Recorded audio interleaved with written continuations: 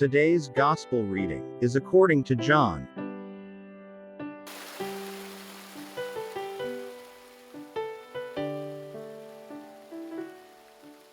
Jesus went out with his disciples across the Kidron Valley to where there was a garden, into which he and his disciples entered.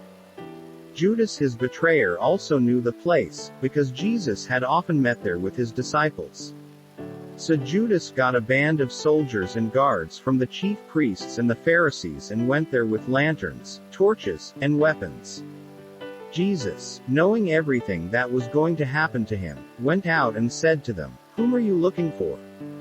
They answered him, "Jesus the Nazarene." He said to them, "I am." Judas his betrayer was also with them. When he said to them, "I am," they turned away and fell to the ground.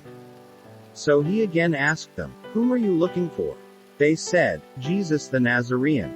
Jesus answered, "I told you that I am. So if you are looking for me, let these men go." This was to fulfill what he had said, "I have not lost any of those you gave me." Then Simon Peter, who had a sword, drew it, struck the high priest's slave, and cut off his right ear. The slave's name was Malchus. Jesus said to Peter, "Put your sword into its scabbard. Shall I not drink the cup that the Father gave me?" So the band of soldiers, the tribune, and the Jewish guards seized Jesus, bound him, and brought him to Annas first. He was the father-in-law of Caiaphas, who was high priest that year. It was Caiaphas who had counseled the Jews that it was better that one man should die rather than the people. Simon Peter and another disciple followed Jesus. Now the other disciple was known to the high priest, and he entered the courtyard of the high priest with Jesus. But Peter stood at the gate outside. So the other disciple, the acquaintance of the high priest, went out and spoke to the gatekeeper and brought Peter in. Then the maid who was the gatekeeper said to Peter, "You are not one of this man's disciples, are you?" He said, "I am not." Now the slaves and the guards were standing around a charcoal fire that they had made, because it was cold, and were warming themselves. Peter was also standing there keeping warm. The high priest questioned Jesus about his disciples and about his doctrine. Jesus answered him, "I have spoken publicly to the world. I have always taught in a synagogue or in the temple area where all the Jews gather, and in secret I have said nothing. Why ask me? Ask those who heard me what I said to them. They know what I said." When he had said this, one of the temple guards standing there struck Jesus and said, "Is this the way you answer the high priest?" Jesus answered him, "If I have spoken wrongly, testify to the wrong, but if I have spoken rightly, why do you strike me?" Then Annas sent him bound to Caiaphas the high priest. Now Simon Peter was standing there keeping warm. And they said to him, "You are not one of his disciples, are you?" He denied it and said, "I am not." One of the slaves of the high priest, a relative of the one whose ear Peter had cut off, said, "Didn't I see you in the garden with him?" Again Peter denied it, and immediately the cock crowed. Then they brought Jesus from Caiaphas to the praetorium. It was morning, and they themselves did not enter the praetorium, in order not to be defiled so that they could eat the Passover. So Pilate came out to them and said, "What charge do you bring against this man?" They answered and said to him, "If he were not a criminal, we would not have handed him over to you." At this, Pilate said to them, "Take him yourselves, and judge him according to your law." The Jews answered him, "We do not have the right to execute anyone," in order that the word of Jesus might be fulfilled that he said, indicating the kind of death he would die.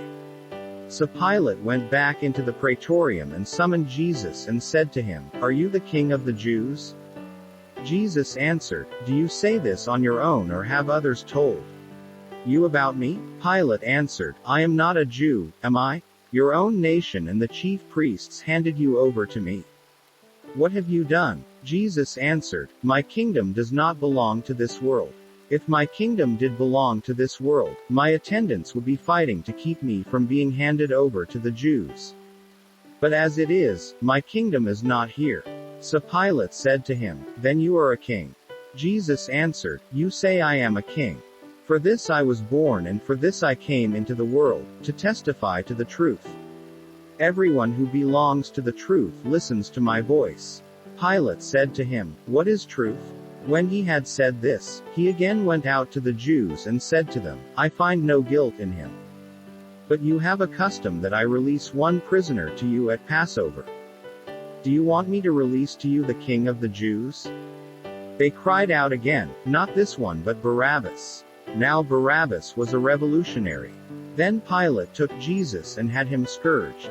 And the soldiers wove a crown out of thorns and placed it on his head, and clothed him in a purple cloak, and they came to him and said, "Hail, King of the Jews!" And they struck him repeatedly. Once more Pilate went out and said to them, "Look, I am bringing him out to you, so that you may know that I find no guilt in him." So Jesus came out, wearing the crown of thorns and the purple cloak. And he said to them, "Behold, the man." When the chief priests and the guards saw him, they cried out, "Crucify him! Crucify him!" Pilate said to them, "Take him yourselves and crucify him. I find no guilt in him." The Jews answered, "We have a law, and according to that law he ought to die, because he made himself the Son of God." Now when Pilate heard this statement, he became even more afraid, and went back into the praetorium and said to Jesus, "Where are you from?" Jesus did not answer him. So Pilate said to him, "Do you not speak to me? Do you not know that I have power to release you and I have power to crucify you?" Jesus answered him, "You would have no power over me if it had not been given to you from above. For this reason the one who handed me over to you has the greater sin."